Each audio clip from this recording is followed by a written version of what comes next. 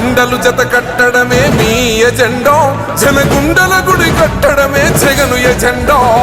బలిరా బలి బలిరా బలిరా, పులి వెందులలో పుట్టిందా పులిరా. కుర్చీల కూర్చోవడమే మీ ఎజెండా, కుర్చీ జనమే ఇవ్వాలన్నది జగను ఎజెండా. బలిరా బలి బలిరా బలిరా, పేద బతుకుల మార్చినది ఆ పులిరా.